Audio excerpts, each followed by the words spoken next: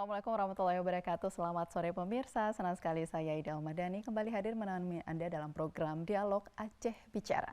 Pemirsa, Aceh merupakan provinsi dengan prevalensi balita stunting tertinggi kelima di Indonesia di tahun 2022. Dan berdasarkan hasil survei status gizi Indonesia atau SSGI Kementerian Kesehatan, prevalensi balita stunting di Provinsi Aceh sebesar 31,2% di tahun 2022. Dan prevalensi stunting ini tergolong buruk karena melebihi ambang batas yang ditetapkan oleh Organisasi Kesehatan Dunia atau WHO sebesar 20%. Dan berdasarkan wilayah yang ada di Provinsi Aceh, terdapat 12 kabupaten kota di Aceh yang memiliki prevalensi balita stunting di atas rata-rata provinsi dan kemudian 11 kota lainnya di bawah angka rata-rata. Nah, menarik memang berbicara soal stunting dan ini sudah beberapa kali kita berbicarakan di Aceh Bicara karena memang untuk melakukan percepatan penurunan stunting ini perlu effort yang besar dan dalam mengatasinya dan perlu kolaborasi antara stakeholder untuk mengatasi bersama terkait dengan persoalan stunting di Aceh karena memang target dari pemerintah di tahun 2024 akan mencapai prevalensi 14%. Nah, apakah ini nanti akan tercapai dan seperti apa program yang dilakukan oleh pemerintah dalam mengatasi percepatan penurunan stunting ini? Kita akan perbincangkan pemirsa bersama dengan narasumber yang hadir di studio saat ini. Sudah hadir bersama saya Dr. Andes Fadlan yang merupakan Kepala Dinas P2 KB P3A Kabupaten Aceh Besar. Assalamualaikum Pak Fadlan. Waalaikumsalam. Terima kasih telah hadir di Aceh Bicara. Alhamdulillah. Dan kemudian pemirsa juga sudah bersama saya Dr. DRH Iskandar Mirza yang merupakan Koordinator Program Manajer Satgas Percepatan Penurunan Stunting Provinsi Aceh. Assalamualaikum Pak Iskandar. Assalamualaikum warahmatullahi wabarakatuh. Terima kasih telah hadir di Aceh Bicara. Sama-sama tidak.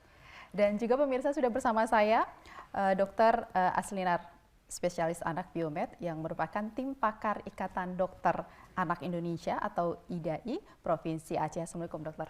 Waalaikumsalam warahmatullahi wabarakatuh. Terima kasih telah hadir di Aceh Bicara.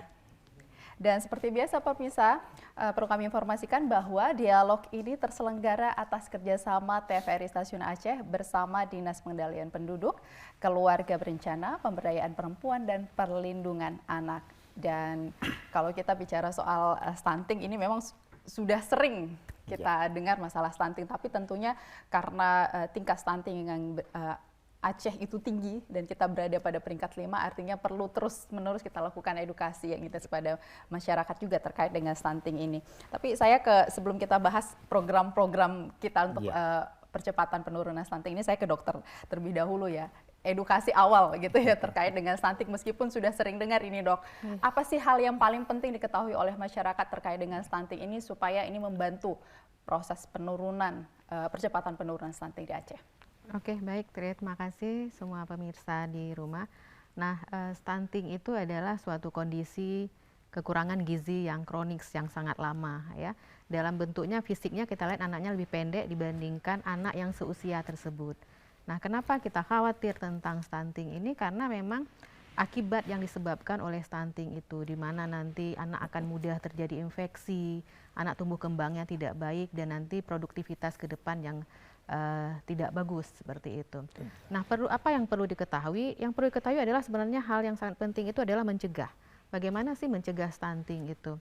Nah, mencegah itu sebenarnya yang sangat dipentingkan adalah gizi di 1000 hari pertama kehidupan. 1000 hari pertama kehidupan itu adalah mulai dari 9 bulan kehamilan dan kemudian lanjut sampai anak berusia 2 tahun. 9 bulan kehamilan itu seorang ibu harus diperhatikan gizinya. Bagaimana pemenuhan makanan selama hamil yang bergizi seimbang. Kemudian si ibu juga harus mengkonsumsi tablet tambah darah selama dia hamil minimal 90 tablet. Dan kemudian pemeriksaan kehamilan secara rutin kepada dokter ataupun ke layanan kesehatan. Nah, kemudian pada saat bayi sudah lahir dipastikan memang mendapatkan inisiasi menyusu dini. Jadi bayi segera diletakkan ke dada ibu untuk mendapatkan ASI sesegera mungkin. Kemudian lanjut mendapatkan ASI selama 6 bulan pertama, ASI eksklusif, dan kemudian ditambah didampingi oleh makanan pendamping ASI.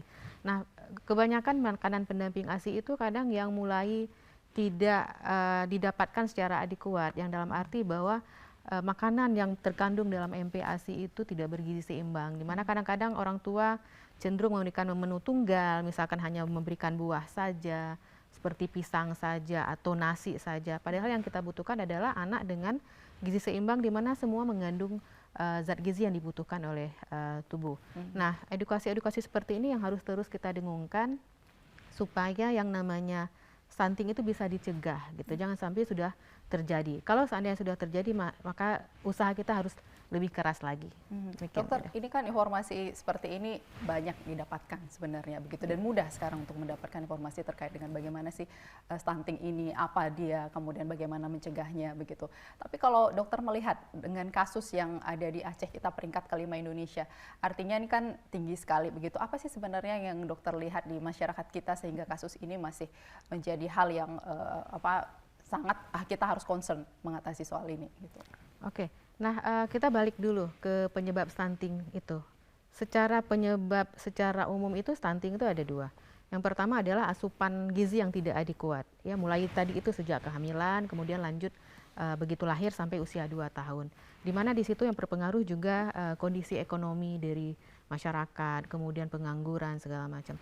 Kemudian yang kedua adalah kemudian pengetahuan juga, pengetahuan yang sangat kurang bagaimana sih sebenarnya gizi yang harus didapatkan sejak hamil, gimana sih harusnya si bayi itu harusnya mendapatkan ASI. Nah, kemudian yang kedua adalah terlalu banyak sering terjadi infeksi yang menyebabkan sehingga yang namanya makanan tadi tidak di metabolisme tidak bagus ke dalam tubuh. Akhirnya salah satu penyebab infeksi itu apa? Kondisi lingkungan yang kurang baik, kurang bersih, sering terjadi diare berulang, kemudian infeksi saluran pernafasan berulang, dan kemudian penyebabnya yang lain adalah imunisasi gitu. Imunisasi secara tidak langsung itu akan berhubungan dengan stunting karena banyak sekali penyakit yang seharusnya bisa dicegah oleh imunisasi. Kita tahu bahwa Aceh saat ini juga termasuk provinsi dengan cakupan imunisasi sangat rendah gitu. Jadi dengan sangat rendahnya itu akhirnya anak akan mudah cakupan imunisasi rendah, anak akan mudah sakit, dan itu akan mempengaruhi gizinya seperti karena yang terjadi infeksi, gizi akan susah nanti mendapatkan gizi yang baik, dan demikian juga sebaliknya seperti itu. Anak dengan gizi yang tidak baik akan mudah infeksi. Jadi seperti lingkaran seperti itu. Oke, jadi seperti lingkaran setan yang sebenarnya kita bisa mengatasi, tapi karena mungkin kurangnya pengetahuan tadi atau tidak mau melakukan yang sudah diketahui begitu, akhirnya yang menjadi korban anak kita gitu ya. Dan ini kan sebenarnya imbasnya ke generasi penerus selanjutnya ya Pak Iskandar ya. Tapi kalau kita lihat dari Provinsi Aceh nih sebagai Satgas Percepatan Penurunan Stunting ini, apa sih persoalan terbesar kita di Aceh khususnya Pak terkait dengan stunting? Ya, sebagaimana tadi yang dijelaskan oleh Bu Dokter, penyebab stunting itu sebenarnya kalau kita lihat kan ada sensitif dan spesifik ya. Yeah. Nah, kalau kita lihat dari definisi operasional itu kan gangguan asupan gizi yang tidak adekuat ya secara kronis, kemudian juga infeksi berulang. Nah, memang antara satu tempat dengan tempat lain itu kan penyebabnya bisa berbeda-beda. Nah, makanya kita juga dari provinsi, walaupun memang sudah ada satu studi yang mengatakan bahwa penyebab yang sensitif itu lebih dominan ya. Bisa berkisar sekitar 70% dan spesifik itu ya sekitar 30%. Okay. Nah, ini kan secara umum ya, tapi antara satu daerah dengan daerah lain berbeda-beda. Ada yang kadang-kadang memang perubahan perilaku. Nah, kemudian sebenarnya kalau kita lihat di penyebab sensitif itu lebih pada perubahan perilaku. Nah, kalau ditanya bagaimana intervensinya itu nanti, intervensi sebenarnya kalau untuk stunting ini kita yakin sekali ya. SDM kita, potensi sumber daya alam kita ya kan. Tapi ini kan juga komitmennya itu kan tidak hanya di pemerintah, tapi komitmen juga di masyarakat. Nah, sebagai penerima manfaat, beneficiaries. Nah, kalau kita melihat secara provinsi, penyebab stunting itu memang di sensitif itu lebih dominan. Tapi juga mengabaikan pada kelompok-kelompok marginal, penyebab infeksi seperti dikatakan oleh Bu Dokter tadi, itu juga sebagai pemicu. Yang jelas ketika dia infeksi, asupan zat gizi kan terganggu. Nah, kemudian terjadi beban ganda. Jadi asupan gizi yang adekuat itu bertambah jadinya ya kan. Jadi makanya kan sangat complicated terkait dengan penyebab stunting ini. Oke, artinya di 23 kabupaten kota yang ada di Aceh kita punya faktor spesifik masing-masing begitu yang memang kita belum dapat data ya, belum dapat data yang apa ya. Tapi kalau gambarannya dari audit stunting, nah kita kan ada di setiap kabupaten kota ada namanya audit kasus stunting. Nah audit kasus stunting itu kan hanya diambil beberapa sampel, ya kan. Nah untuk melihat apa sih penyebabnya? Memang yang paling dominan perubahan perilaku. Dari perubahan perilaku saya memperhatikan itu faktor-faktor yang paling dominan karena melibatkan banyak faktor seperti yang Ida sampaikan tadi. Kadang-kadang sudah tahu, tapi untuk prakteknya jadi susah gitu. Nah kalau kita lihat penyebab stunting saat ini, faktor risiko yang paling besar kan merokok, Dok ya. Merokok luar biasa itu. Boleh dikatakan dari 100 rumah tangga mungkin hanya 20% yang tidak merokok. Yang lain terpapar, sehingga ibu-ibu yang dalam kondisi demikian, apalagi yang bumil tadi ya, nah terpapar sebagai perokok pasif, ini juga pemicu jadinya. Makanya kalau kita melihat penanganan stunting harus holistik. Harus holistik, tidak bisa parsial. Kemudian kita juga harus mengejar. Makanya sebenarnya kalau di di aplikasi yang ada di pemerintahan kan ada yang namanya EPPGPN. Elektronik pencatatan pelaporan gizi Bu ya, berbasis masyarakat itu sebenarnya kalau terisi itu buku kuning terisi, kemudian kartu kembang anak terisi. Kalau ini terisi, ini kita sudah bisa lihat nih apa sih penyebabnya. Yang menjadi persoalan sekarang instrumennya sudah ada, tapi instrumen itu tidak terisi. Sehingga ketika kita melihat apa sih faktor determinan yang paling dominan pada satu tempat, nggak ketemu. Nggak ketemu. Makanya saya minta kepada teman-teman tolonglah kalau kita bisa dapat determinan faktor ini, saya bilang intervensi sudah mudah. Dokter yang paling susah mendiagnosa penyakit. Nah setelah diagnosa penyakit tepat, nah kemudian si pasien patuh atau tidak. Nah ketika pasien tidak patuh, akhirnya juga makanya ini memang terselesaikan juga begitu ya. Edukasi yang terus-menerus harus kita lakukan. Karena edukasi itu gimana ya, merubah mindset itu kan tidak gampang. Kemudian juga pelakunya ini sendiri. Pelakunya ini sendiri ya seperti kalau di BKKBN ada namanya PKB ya, ada penyuluh KB, kemudian kalau di Kementerian Kesehatan juga ada namanya bidan ya. Memang harus dilakukan secara pendekatan emosional, secara terus menerus. Kita memberikan juga dampak seperti yang digambarkan oleh dokter tadi, ketika anak terpapar dengan stunting risikonya bagaimana, ya kan? Nah, ketika kita memberikan gambaran-gambaran dampak yang timbul ini, mungkin masyarakat akan tersentuh. Karena kalau dibilang faktor ekonomi, ada juga anak orang kaya yang terpapar. Dia bukan hanya masalah ekonomi yang rendah begitu, tapi menengah ke atas pun bisa juga kena begitu ya Pak ya, karena perilaku tadi. Gitu.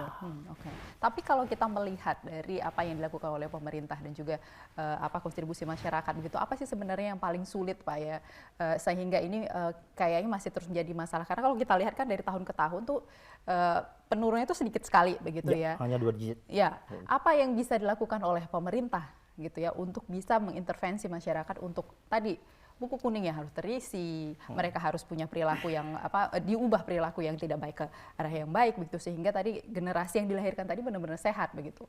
Ya, kita harus melihat ya, kalau kelompok sasaran juga ada 5 kelompok sasaran yang mulai dari Jatim, dari Jatim, kemudian Bumil, kemudian Bufas, kemudian Baduta dan Balita. Nah kalau kita lihat apa yang harus dilakukan oleh pemerintah, sebenarnya sebuah program pemerintah itu sudah tepat. Sudah sangat-sangat tepat. Nah, cuma makanya kami di Satgas itu memastikan itu tadi ya. Memastikan apakah semua kelompok sasaran itu mendapat layanan atau tidak. Tepat sasaran atau tidak. Iya. Programnya sudah tepat, tapi tepat sasaran atau kemudian tidak. Pertama itu, ya kan, pertama kita harus memastikan 5 kelompok sasaran itu yang saya sebutkan tadi, mulai dari Jatim sampai dengan Balita, itu harus mendapat apa? Ada program atau tidak. Nah, setelah ada layanan itu dimanfaatkan atau tidak. Nah setelah di layanan itu dimanfaatkan atau tidak, kemudian ini harus juga terlaporkan dan tercatat. Nah ini yang apa? Kemudian berapa kelompok sasaran yang belum dapat layanan? Nah kalau saya melihat, karena juga sekarang ini kan kita tidak hanya melibatkan pemerintah di dalam percepatan penurunan stunting yang kita singkat dengan PPS, tapi juga melibatkan Pentahelik.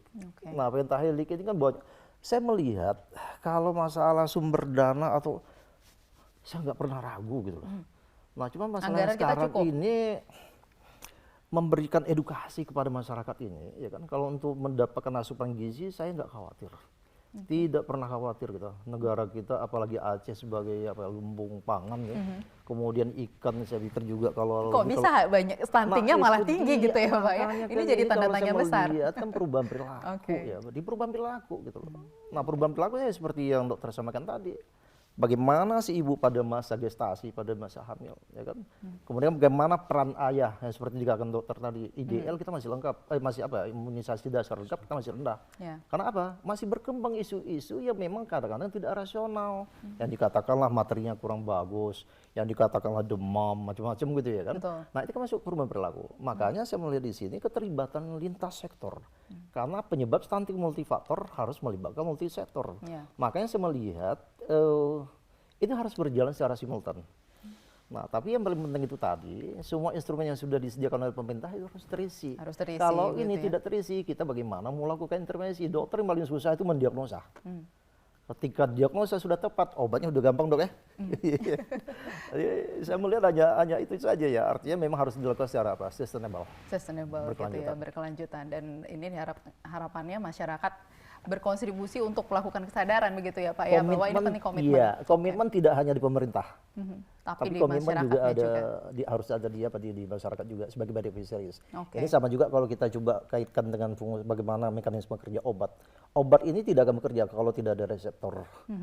Nah makanya itu juga program pemerintah ini tidak akan jalan kalau masyarakatnya masih berpikir kalau tidak proaktif, kalaupun tidak kerjasama yang baik. Saya pikir kalau ini dua komponen berjalan bersama-sama, masyarakat ketika dihimbau datang ke posyandu datang, jangan melihat posyandu itu hanya makan bubur. Posyandu deteksi dini. Ketika ini dilakukan, insya Allah saya optimis. Mindsetnya harus diubah ya Pak ya. Baik, saya ke Pak Fadlan ini. Aceh besar kita signifikan turunnya luar biasa begitu dalam waktu 1 tahun. Artinya persoalan yang disebutkan oleh Pak Iskandar tadi di sana tuh bisa diatasin. Mungkin boleh sharing ini kepada masyarakat yang sedang menyaksikan kita saat ini Pak Fadlan. Apa sih dilakukan oleh Aceh besar dalam percepatan penurunan kasus stunting di sana? Ya, terima kasih. Kita sesuai dengan regulasi yang ada ya, sesuai dengan Peraturan Presiden Nomor 72 Tahun 2021 tentang percepatan penurunan stunting, kemudian Rencana Aksi Nasional Percepatan Penurunan Stunting. Berdasarkan regulasi itu, kita dari sisi pemerintah daerah bergerak mengembangkan program, mengembangkan kegiatan, melakukan aksi dan intervensi yang bergerak secara kolaboratif bersama-sama dengan teman-teman lintas OPD, kemudian juga lintas masyarakat, kemudian juga melibatkan teman-teman dari dunia usaha, kemudian juga Bapak Asuh, melakukan apa yang tadi disampaikan oleh Pak Iskandar, yaitu melakukan edukasi kepada masyarakat. Yang paling penting adalah di Kabupaten Aceh Besar dengan adanya tim percepatan penurunan stunting, ini kerja konvergensi kita itu semakin kuat. Hampir setiap saat kita mengadakan rapat bersama. Di situ ada Dinas Kesehatan yang bertanggung jawab dalam intervensi spesifik, dan di situ juga ada teman-teman yang bertanggung jawab di intervensi sensitif. Jadi kita itu semuanya sudah terlibat aktif, misalnya teman dari Bapeda yang mengawal konvergensi, kemudian dari PUPR yang bertanggung jawab di pembenahan penyediaan air bersih, sanitasi lingkungan, kemudian juga teman yang membina pemerintahan Gampong dari Dinas DPMG, bahkan ke Kementerian Agama, itu juga kita sudah duduk dalam satu forum, tim percepatan penurunan stunting, untuk sama-sama bergerak sesuai dengan tugas pokok dan fungsi kita masing-masing.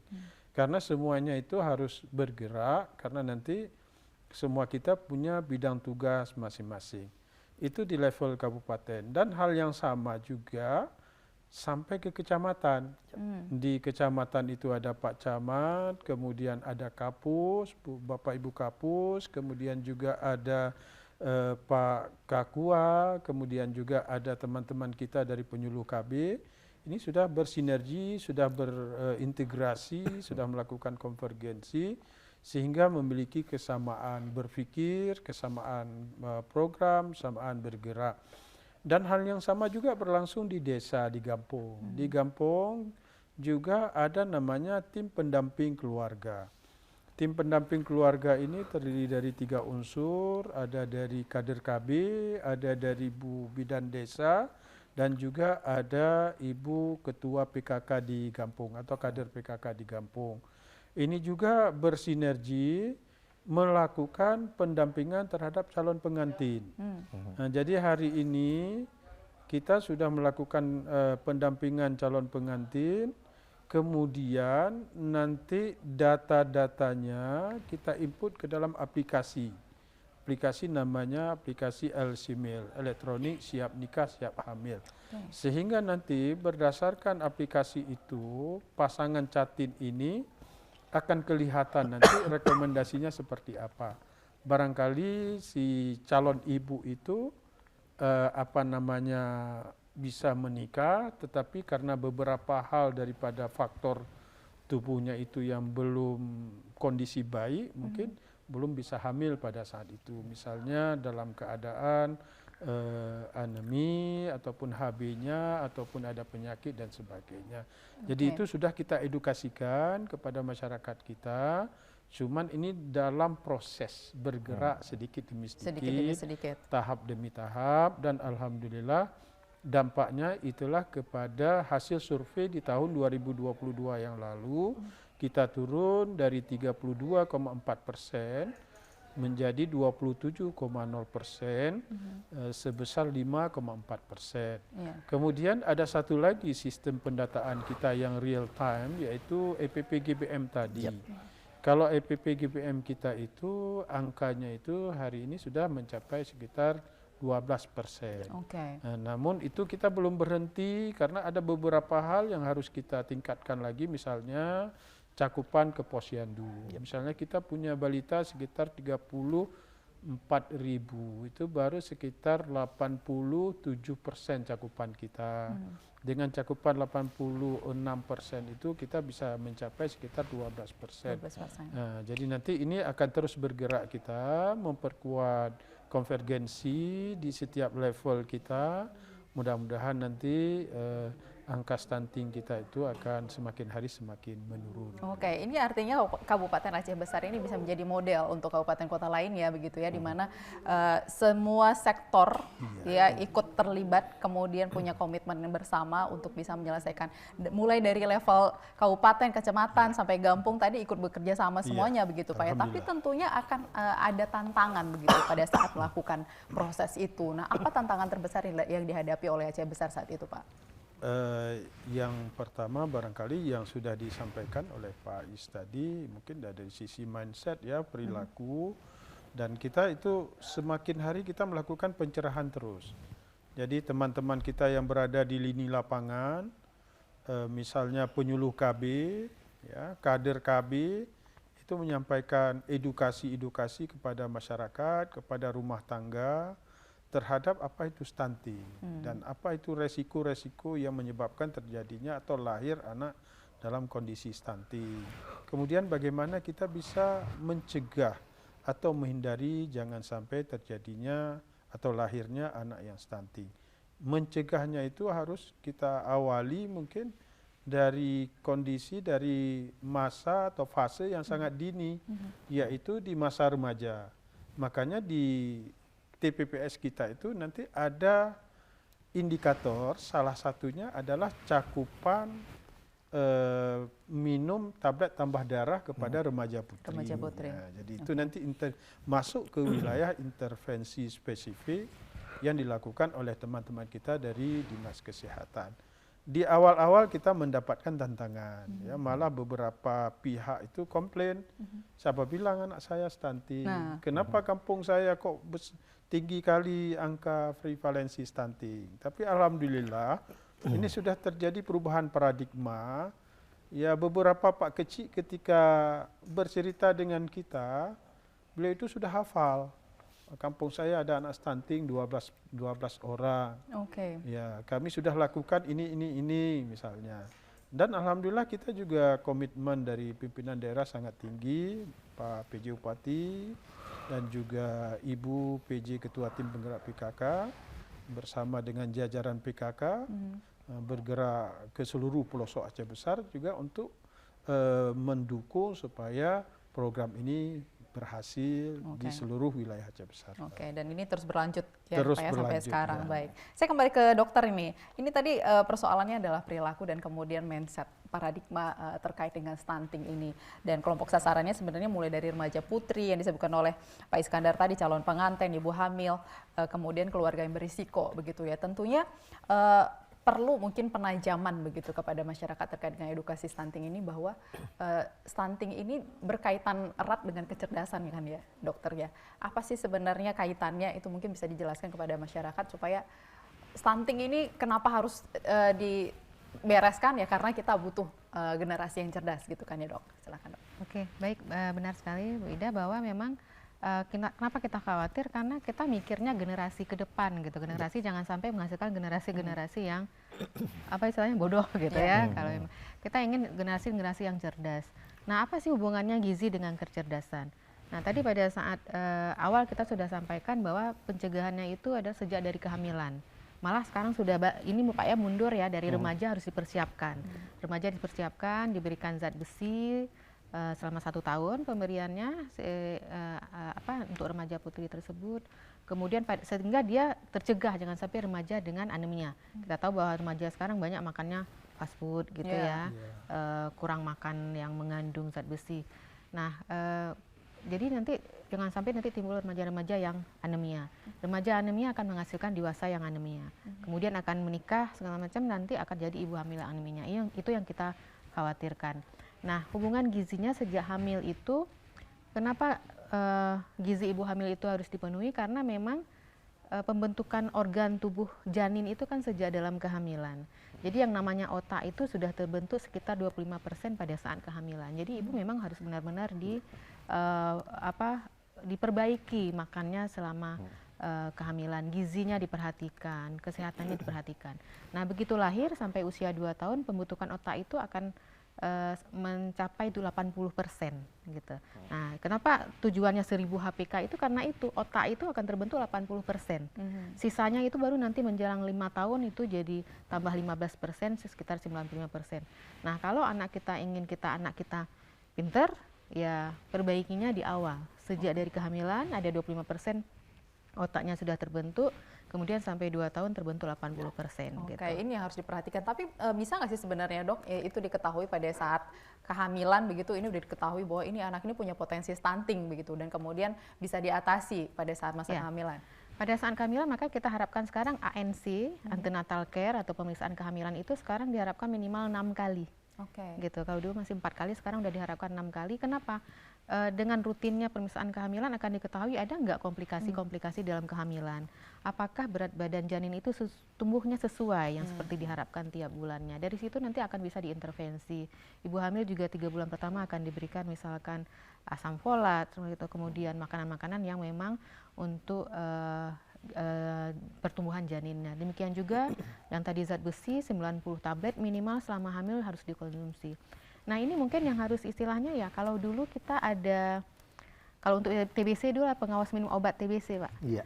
Mungkin sekarang untuk ibu hamil perlu pengawas minum zat besi, tablet tambah darah. Saya beberapa kali, karena ini serius ya dok ya? Ini serius. Beberapa kali saya ada kesempatan bertanya pada ibu hamil itu, selama ini dapat nggak zat besi? Jawabnya dapat. Berapa tablet Bu? Tahu mereka, 90 tablet dok. Diminumnya, ada diminum Bu? Ada berapa? 10 gitu. Jauh ya. Sekali. Karena memang kurang enak ya rasanya ya, bikin mual gitu ya. Sebenarnya ada trik-trik yang bisa dilakukan biar nggak mual gitu. Tapi mungkin karena para ibu yang masih kurang teredukasi bahwa penting sekali untuk mendapatkan tablet tambah darah itu. Gitu. Artinya ini perlu diperhatikan gitu ya. Dan sekarang kan untuk mengatasi seperti tadi mual dan lain sebagainya itu sekarang banyak hal yang bisa dilakukan ya dok. Dokter juga sering buka ini tanya jawab begitu ya, mengatasi persoalan masyarakat langsung di media sosial kan mudah ya dok. Iya. Gitu ya. Gitu. Oke. Yang penting apapun yang kita lakukan, edukasi terus kita lakukan. Ya, misalkan kita punya Instagram, kita punya Facebook, kita punya WhatsApp atau yang lain lah, gunakan itu untuk banyak-banyak edukasi. Gitu. Sesekali eksis boleh, gitu ya. Tapi tetap gunakan juga untuk edukasi sesuai bidang ilmu kita. Gitu. Ya, dan sebagai pengguna juga harus bijak untuk menggunakan media sosial ya untuk mendapatkan edukasi dari dokter yang sudah memberikan edukasi kepada masyarakat. Tapi dokter, ketika anak ini ditemukan stunting begitu ya di usia yang tadi di 2 tahun sampai 5 tahun lanjut, apakah ini ada kemungkinan bisa disembuhkan stunting ini atau memang ini resiko jangka panjang? Ya benar. Kalau misalkan didapatkan sebelum 2 tahun itu akan lebih mudah sebenarnya, akan lebih mudah kita mengintervensinya gitu. Tapi apabila di atas 2 tahun itu akan bisa diatasi tapi akan lebih susah seperti itu. Makanya stunting itu disebut dengan irreversible. Irreversible itu susah baliknya gitu. Dia mungkin akan tinggi nanti, akan tinggi sesuai dengan nambah lagi, kan nggak mungkin dia pendek terus akan nambah, tapi kalau nanti stucknya masa dia terakhir tumbuh itu dia akan tetap berada pendek di bawah anak yang lain gitu. Gini juga kecerdasannya, nanti dia akan tetap berada di bawah rata-rata seperti itu. Kecuali memang dikejar benar gitu, misalkan usianya udah 5 tahun, ibunya betul-betul fokus nih anak saya bagaimanapun dia harus gizinya ditambah, segala macam ya diintervensi ya, mungkin bisa jadi iya bisa diperbaiki, tapi jauh lebih mudah kalau itu dilakukan sebelum 2 tahun. Sebelum 2 tahun dan bahkan tadi sebelum hamil pada udah saat persiapan hamil, itu bahkan hamil, udah gitu. lebih baik lagi begitu Iya, dok ya. benar, Pak Iskandar, ini kan jadi tantangan ya karena Iya. ibu hamil pasti banyak sekali dan kemudian tadi kasus stunting ini karena sulit disembuhkan gitu ketika ditemukan, artinya datanya akan bertambah terus begitu ya. Yap. Nah, apa yang mungkin dilakukan oleh ini secara umum ya di Provinsi Aceh begitu yang bisa supaya ibu-ibu hamil ini benar-benar komitmen begitu ya untuk bisa memberikan gizi terbaik untuk anaknya di 1000 hari pertama, dan tadi tanggung jawab suami sebagai ayah dan juga keluarga kan di sini juga punya peran begitu. Nah, apa yang bisa disampaikan gitu kepada keluarga-keluarga ini supaya ayo sama-sama kita berantas stunting ini bersama, nggak bisa sendiri gitu. Ya, masyarakat kita termasuk saya pribadi pun sebenarnya harus melihat contoh ya. Nah, ketika kita memaparkan atau memberikan contoh-contoh, katakanlah misalnya anak yang stunting, risiko akan begini. Kemudian ketika anak itu mendapat perawatan mulai dari hamil sampai dengan 2 tahun sampai dengan 5 tahun. Nah, kita sebenarnya memberikan contoh-contoh saja bahwa ketika kita melahirkan satu generasi yang kondisinya katakanlah terdiagnosa stunting, ini akan menimbulkan beban. Bebannya bukan apa-apa, beban termasuk beban kepada keluarga. Nah, kita memberikan apa? Memberikan contoh-contoh yang ada saja. Saya pikir memberikan contoh-contoh ini akan lebih mudah diterima, gitu loh. Akan lebih mudah diterima. Kita berikan contoh keluarga si A, keluarga si B, keluarga si C, gitu. Yang katakanlah memang yang boleh dikatakan yang terdiagnosa stunting akhirnya menimbulkan anak seperti yang saya sampaikan tadi. Ini kan jadi beban yang luar biasa. Nah, kita memberikan, saya malah melihat malah sentuhannya lebih kepada sentuhan-sentuhan sosial. Jadi sentuhan sosial, nah coba dilihat, misalnya anak kita dalam kondisi yang demikian, ini akan juga menimbulkan apa ya? Proses yang dikatakan oleh dokter tadi, ketika terjadi gangguan pada fungsi kognitif, itu biasanya kan permanen ya. Nah, kalau anak orang itu biasanya mungkin cukup belajar di sekolah, pulang selesai. Tapi ketika anak yang memang ada kelainan yang demikian, dia harus belajar ekstra untuk bisa mengejar kekurangannya ini. Jadi makanya kita juga memberikan, harusnya kita kan tidak mengeluarkan energi gitu loh. Makanya saya pikir untuk merubah pola pikir masyarakat memang harus itu memberikan contoh-contoh konkret gitu yang terkait dengan bahaya daripada stunting ini. Nah, seperti yang dikhawatirkan sekarang kan bukan hanya tumbuhnya tapi kembangnya juga. Kalau tumbuh mungkin bisa dikejar. Tapi kalau kembang ini menjadi masalah gitu loh. Makanya kalau kita di sekolah ada anak kadang-kadang memang tingginya sampai 170 tapi kemampuan kognitifnya ya itu tadi. Karena ketika kita berbicara ada satu lagi kasus yang sangat menarik. Itu kan ada istilah kelaparan tersembunyi. Mungkin kebutuhan zat gizi makronya terpenuhi, tapi zat gizi mikronya tidak terpenuhi. Jadi memang sangat complicated gitu loh. Makanya saya cenderung mengatakan bahwa memberikan contoh-contoh resiko akibat daripada stunting ini. Karena generasi kita itu bukan, kita nggak usah berpikir mungkin terlalu jauh dulu kepada negara, kontribusi terhadap keluarga. Harapan kita anak ini kan bisa nanti mengganti sebagai apa ya, tolong punggung rumah tangga. Tapi ketika anak yang ditinggalkan, generasi yang ditinggalkan bukan generasi yang punya kemampuan yang luar biasa. Yang siap jadi tulang punggung, jadinya gitu, Akhirnya jadi kan masalah menjadi gitu. Akhirnya menjadi beban. Oh ya. Menjadi beban mulai dari berumah tangga sampai dia berumah tangga, punya anak, kadang-kadang menjadi beban orang tua. Ya. Oke. Makanya saya pikir ini yang harus kita sampaikan kepada masyarakat. Kerugian itu juga kepada kita sebenarnya. Makanya saya pikir ini peluang cukup baik ya dari pemerintah yang memang saat ini masih, karena pemerintah kan bukan hanya mikirkan stunting saja ya. Iya. Banyak program lain juga dipikirkan pemerintah, makanya pada saat ini saya pikir ya kita berkooperatif lah. Tapi tentunya program-program dari pemerintah ini berkaitan erat dengan penyelesaian masalah stunting di Aceh ya Pak ya. Nah, oke, nanti kita akan lanjutkan perbincangan kita, tapi setelah yang satu ini. Dan pemirsa jangan kemana-mana, setelah pesan-pesan berikut kami kembali di Aceh Bicara.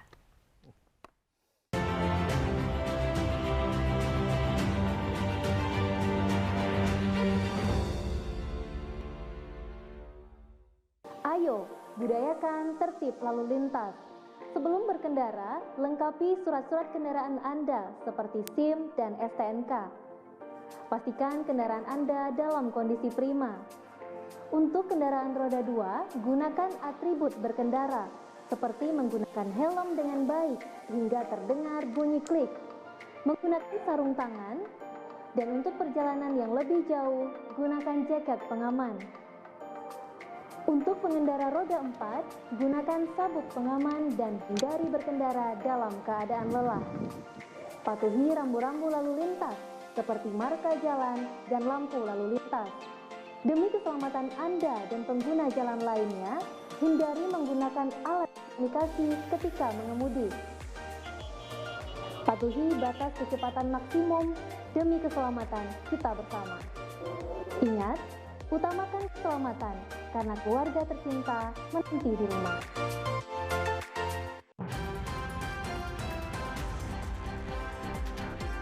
Berbagai peristiwa penting terjadi di Provinsi Aceh sepanjang harinya, menghadirkan berita dan juga fakta. Sebagai jendela informasi, menyoroti berbagai kekayaan dan keindahan Aceh, dan mengolahnya menjadi konten yang membantu. Kami hadir menyajikan informasi yang akurat, teraktual, dan sumber terpercaya, serta laporan langsung di setiap peristiwa.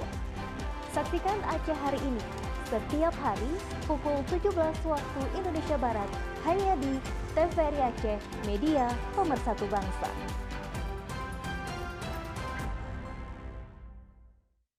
Akankah terus begini?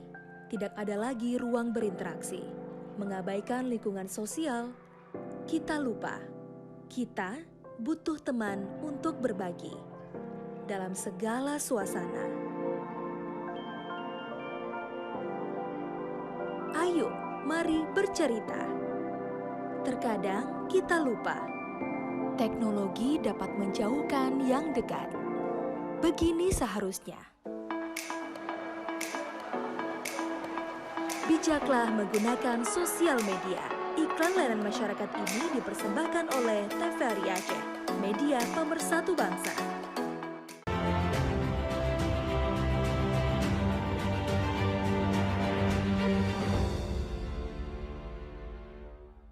Ya, pemirsa, terima kasih Anda masih bersama kami dalam Aceh Bicara. Baik, saya ke Pak Fadlan. Kita menyambung tadi terkait dengan masalah pemerintah punya program masing-masing begitu di masing-masing sektor begitu ya. Dan tentu ini berkaitan erat dengan masalah stunting begitu. Nah, kalau di Kabupaten Aceh Besar seperti apa sih sebenarnya kolaborasi dan juga komitmen pemerintah Kabupaten Aceh Besar begitu sehingga masalah penurunan kecepatan penurunan stunting ini bisa dilakukan bersama-sama. Seperti apa Pak Fadlan? Iya, terima kasih.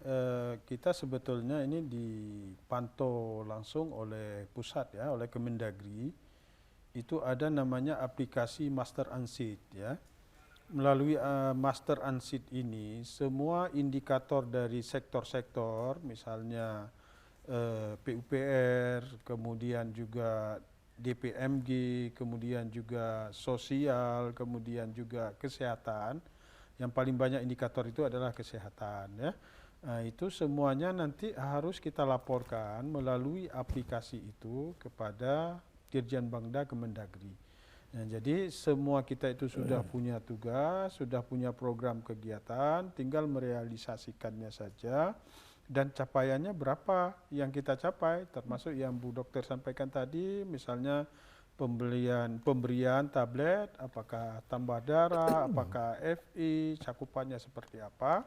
Nah, itu akan terbaca langsung di laporan yang nanti kita input ke dalam aplikasi itu. Jadi semua kita itu memang sudah dituntut untuk merealisasikan program, kegiatan, aksi, intervensi kita yang memang harus kita laporkan secara setiap saat ke pemerintah pusat. Dan alhamdulillah teman-teman kita di OPD di Kabupaten Aceh Besar itu sudah memiliki persepsi yang sama. Nah, sehingga mereka itu tidak merasa keberatan lagi untuk menyampaikan laporan, informasi atau untuk kita input ke Master Ansid ini. Ya, tentunya ini kan semuanya yang kita laporkan itu kan berdasarkan apa yang sudah kita lakukan di lapangan. Misalnya berapa penyaluran bantuan PKH juga masuk ke laporan itu. Kemudian berapa jumlah catin yang sudah kita lakukan pendampingan juga masuk kepada itu. Dan ini akan terus bergerak bersama dengan kader-kader yang ada di Gampung, termasuk untuk meningkatkan cakupan kunjungan ya di Per-S ya ke Posyandu setiap saat. Dan kita juga bersama Bapak Kecil ya menyampaikan untuk bagaimana untuk menyelenggarakan posyandu yang memiliki daya tarik ya, apa semacam revitalisasi di posyandu, karena posyandu itu basis terdepan dan juga berbasis daripada masyarakat. Di posyandu itu juga ada pemberian makanan tambahan dan ini sudah masuk dalam peraturan Bupati tentang prioritas penggunaan dana desa. Itu setiap anak stunting itu ada diberikan pemberian makanan tambahan itu dengan kos 12.000 per anak dan itu per bulan karena itu PMT ya, PMT di bulanan. Namun juga kita terus berupaya hari-hari ini untuk mendapatkan dukungan dari teman-teman di dunia usaha. Di beberapa dunia usaha telah menyalurkan bantuannya kepada anak stunting. Istilah kita itu Bapak Asuh Anak Stunting. Dan alhamdulillah di Aceh Besar sudah 6 kecamatan yang sudah mendapatkan bantuan dari berbagai macam pihak berupa dalam bentuk seperti bantuan telur, dan ini juga kita dengan teman-teman Kemenku, kantor Provinsi Aceh juga sudah deal, sudah sepakat untuk membantu juga anak stunting. Nanti kita ambil di Kecamatan Ingin Jaya dengan pola baru, Bu Dokter ya. Kita kalau sebelumnya memberikan telur, ini nanti diproses menjadi makanan yang siap dikonsumsikan ya. Ini kerjasama kolaborasi tidak hanya dari pemerintah, dari pihak swasta pun sudah ya, punya komitmen yang sama ya, begitu untuk bisa betul. bersama-sama begitu. Ya. Tapi menariknya dengan komitmen yang begitu baik saat ini dengan program-program yang memang diciptakan untuk bisa merangkul masyarakat untuk bersama-sama menyelesaikan masalah stunting ini. Tapi tentunya kesadaran masyarakat menjadi hal yang paling penting begitu ya. Untuk sejauh ini masih perlu jemput bola kah atau memang masyarakat udah dengan sendirinya, dengan kesadaran sendirinya, Pak? Kalau kita lihat dari cakupan di posyandu ya, di PRS-nya itu ada peningkatan. Cuman kalau kita lihat tren per bulannya itu memang ada fluktuasinya. Nanti kami juga bersama-sama dengan pemerintah Gampung, bersama-sama dengan Pak Camat juga, dan tentunya atas dukungan pimpinan, arahan pimpinan, ini untuk kita jaga tren. Karena kami melihat tiap bulan itu, EPP GBM itu kita lihat tiap bulan, karena juga dari provinsi akan memonitor. Ya. Sering kita mendapatkan WA dari Ibu Gubernur tentang posisi-posisi kita di provinsi. Jadi itu memang semuanya sudah bergerak ini ya. Gotong royong ini untuk stunting ini sudah bergerak.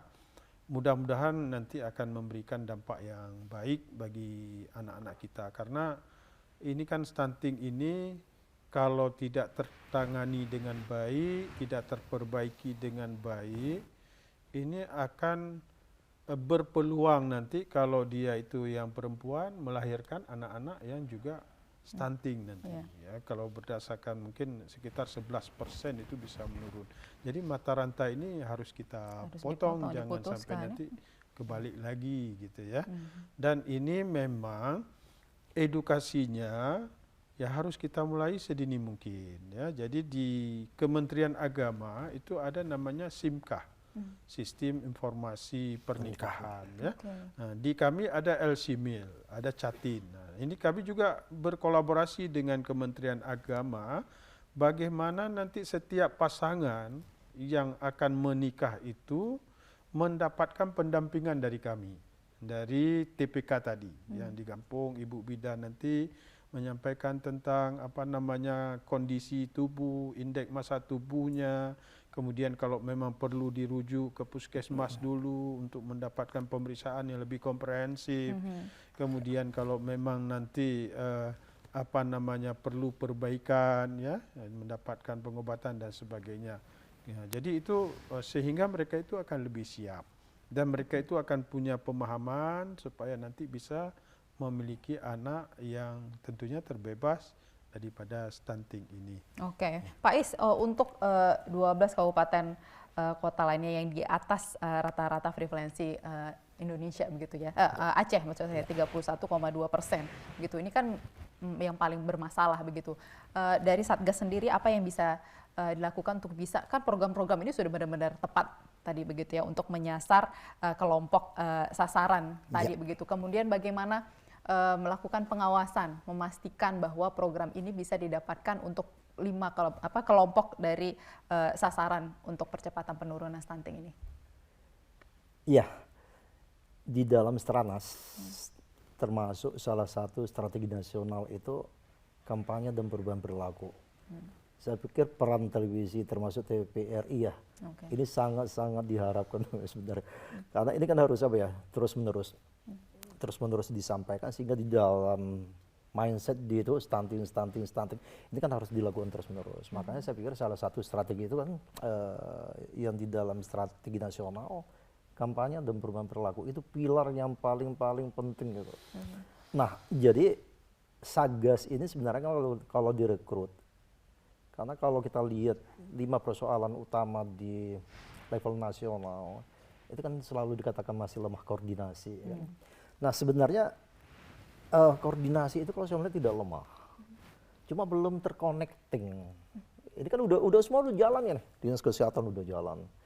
Nah kemudian PUPR sudah jalan, DPMG sudah jalan, DP3 AKB. Saya lebih senang Pak Parlan menyebut DP3 AKB, padahal namanya macam-macam dia kan.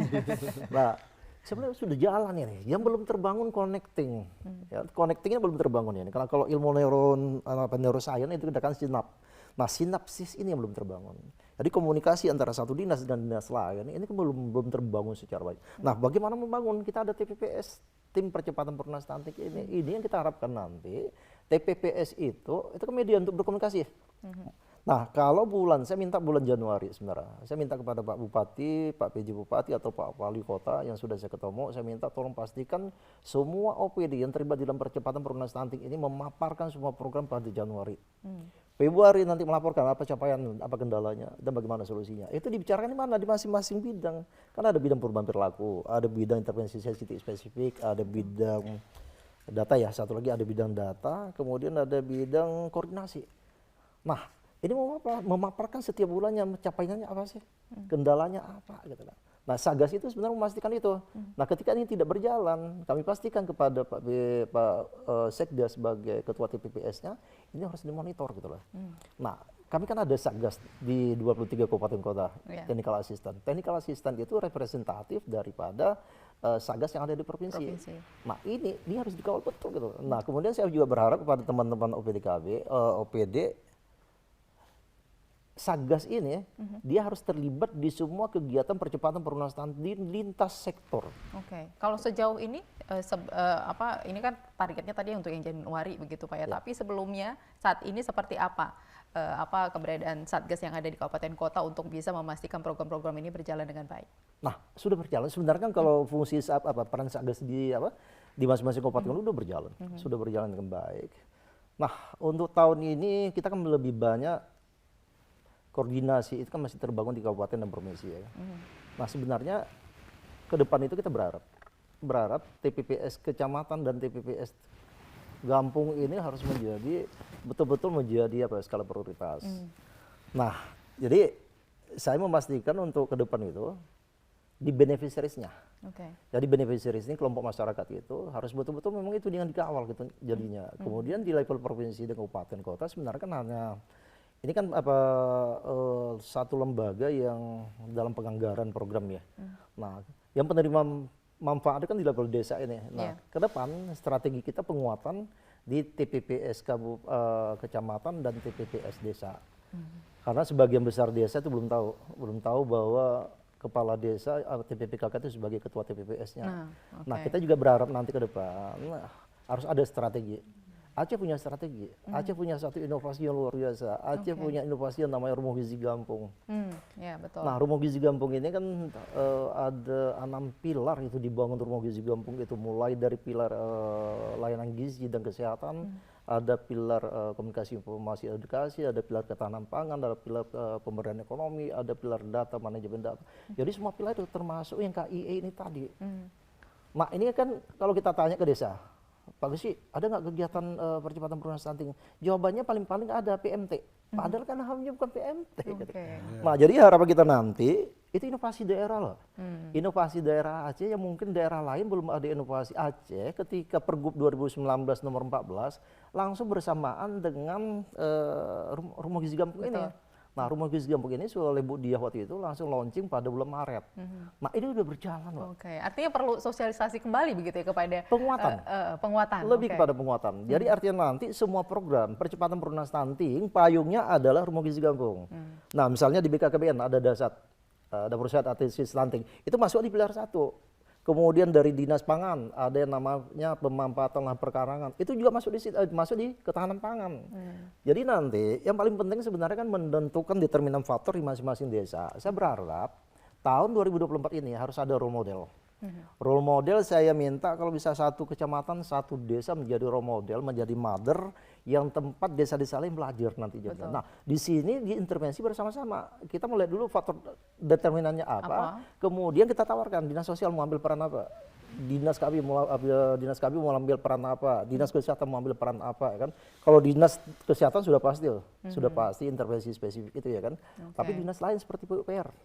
Nah, kita pastikan masing-masing, tapi harus kita tentukan dulu determinannya determinan faktornya, karena seperti yang kita diskusikan tadi, yang paling sulit untuk menentukan determinan faktor.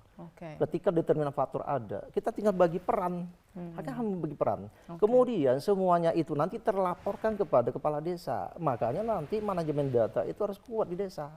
Siapa yang melakukan apa, kemudian siapa yang menginput, siapa yang memverifikasi. Kalau nggak nanti data akan beda-beda. Betul. Karena artinya salah satu yang kan dituntut kepada jadi mudah sebenarnya Pak ya dengan dengan strategi ini akan lahir program-program yang benar-benar tepat sasaran tadi begitu. Itu yang kita harapkan nanti. Karena sekarang kalau kita pergi ke Pak Gesi, mungkin sebagian kecil Pak Gesi lah tahu berapa orang yang stunting ya kan. Kita nanti ke depan nggak lagi tanya berapa yang stunting, langsung kita buka dashboard datanya. Dashboard data layanan program apa yang ada, berapa yang belum ada, ya kan, sehingga ini akses data ini nanti itu bisa diakses oleh siapa saja. Yang tidak kita akses data adalah BMBA, by name address itu tidak kita berikan begitu saja, ya kan, karena itu privasi. Privasi kita jaga tetap. Tapi ketika nanti itu tujuannya untuk intervensi kita berikan. Tapi kalau data agregat itu harus kita berikan. Misalnya Pak Camat berapa jumlah stuntingnya? Jangan harus buka buku dulu. Nah, kita tinggal buka aplikasi, tinggal lihat. Nah, seperti yang dilakukan di Sukabumi di Sumedang kalau nggak salah saya. Nah, saya pikir ya kita gunakan saja nanti dashboard data ini mulai dari desa, kecamatan nanti di kabupaten. Kita lemah sekali di data. Bagaimana kita bisa mendesain satu program kalau datanya masih lemah tidak begitu representatif. Oke. Tapi kalau kita bicara komitmen dari lintas sektor ini sudah benar-benar punya komitmen karena tadi persepsi untuk penurunan stunting ini sudah sama begitu ya Pak? Ya, komitmen sudah cukup tinggi saya lihat. Sudah cukup tinggi saya melihat hampir di semua kabupaten kota. Cuma kadang-kadang kan harus remind remind lagi. Nah, fungsi Sagas sebenarnya remind. Reminding ya kan, mengingatkan kembali ya kan, mengingatkan kembali. Terus gimana? Karena Sagas itu tidak berdiri depan. Sagas itu adalah fasilitator, memfasilitasi ya kan. Nah, ketika ada sesuatu Sagas itu melapornya nanti kepada ketua TPPS.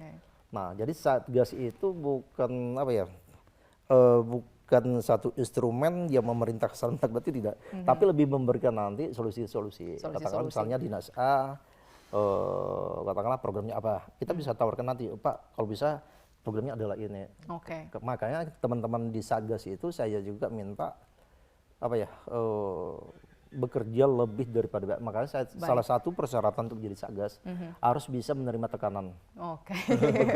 Bekerja Di bawah tekanan, Pak ya, karena banyak program yang harus diciptakan dan bisa disampaikan kepada lintas sektor untuk mengatasi persoalan yang benar-benar besar di Aceh begitu ya. Karena generasi ke depan ini adalah masa depan kita gitu ya. Makanya saya bilang ketika Anda bisa bekerja di Satgas Stunting, pekerjaan lain saya pikir tidak begitu susah. Oke. Karena sudah banyak tekanan di sana, Pak ya. Baik, kita sudah di penghujung waktu, mungkin sebagai closing statement dari setiap narasumber saya minta nih, mulai dari dokter, mungkin apa yang perlu disampaikan kepada masyarakat yang paling penting terkait dengan penurunan stunting di Aceh. Oke, baik. Nah, untuk stunting ini yang sangat kita harapkan adalah pemberian makan yang benar, terutama di 2 tahun pertama, karena kita tahu bahwa pembentukan otak anak itu di 2 tahun pertama itu hampir 80%. Maka dengan pemberian makan yang benar akan mendukung tumbuh kembang anak dengan benar. Pengetahuan tentang stunting, pengetahuan tentang berbagai penyakit yang bisa menyebabkan, yang mempengaruhi pertumbuhan dan perkembangan anak itu perlu diketahui oleh para ibu atau para orang, dan juga dan ayah, orang tua khususnya. Dan kemudian bahwa yang namanya pengecekan kesehatan itu harus dilakukan sejak awal, karena kita tahu stunting itu dimulai dari yang namanya growth faltering atau perlambatan pertumbuhan, di mana pada saat begitu lahir bayinya nanti setiap bulan diharapkan dibawa ke posyandu atau ke puskesmas atau ke dokter atau ke rumah sakit untuk bisa diketahui peningkatan berat badannya, panjang badannya, lingkar kepalanya. Jadi dengan cepat diketahui, maka kalau ada masalah misalkan dalam kenaikan berat badan yang tidak signifikan atau panjang badan yang tidak sesuai, akan cepat diintervensi. Jadi untuk biar anaknya pintar, maka orang tua juga harus pintar gitu. Betul. Dan karena ini betul-betul harus diperhatikan, Bu. Begitu punya bayi harus melihat bagaimana sih kembang tubuh anak. Dan dari Pak Fadlan. Ya, insya Allah kita akan terus berupaya untuk terus memadukan semua program dan kegiatan dan mengajak semua lintas sektor untuk berkontribusi secara optimal di dalam upaya percepatan penurunan angka stunting di Kabupaten Aceh Besar, dan juga kepada kader-kader kami yang tersebar di seluruh pelosok Kabupaten Aceh Besar di 604 kampung, ada sekitar 2.000 lebih kader. Ya, kami menyampaikan terima kasih atas pendampingan yang sudah dilakukan selama ini, dan mari sama-sama kita untuk terus bergerak untuk melakukan pendampingan, memberikan edukasi, menggerakkan masyarakat kita untuk dapat datang ke posyandu untuk mendapatkan pelayanan, untuk mendapatkan ukur tinggi badan, timbang balita dan semuanya, karena fasilitasnya sudah ada dan alhamdulillah juga alat ukurnya, antropometrinya juga sudah ada. Mari kita gunakan dengan sebaik-baiknya. Demikian saja, dan kami menyampaikan terima kasih kepada semua yang sudah bergerak ke arah yang lebih baik ini. Baik, terima kasih Pak Fadlan, Pak Iskandar, dan juga Dr. Aslinar atas waktunya di Aceh Bicara. Dan pemirsa, demikian tadi perbincangan kita terkait dengan percepatan penurunan stunting di Aceh. Harapannya adalah kita menjadi masyarakat sebagai ibu, sebagai suami, sebagai ayah, sebagai keluarga, punya kesadaran yang tinggi terkait dengan masalah stunting. Ketika kita punya generasi penerus yang cerdas, yang sehat, maka masa depan Aceh juga akan semakin gemilang. Dan akhirnya saya Ida Almadani dan juga kru yang bertugas mengucapkan terima kasih atas kebersamaan Anda, dan kami sampaikan kembali bahwa dialog hari ini terselenggara atas kerjasama TVRI Stasiun Aceh bersama Dinas Pengendalian Penduduk, Keluarga Berencana, Pemberdayaan Perempuan dan Perlindungan Anak Kabupaten Aceh Besar. Dan sampai jumpa. Assalamualaikum warahmatullahi wabarakatuh. Waalaikumsalam warahmatullahi wabarakatuh.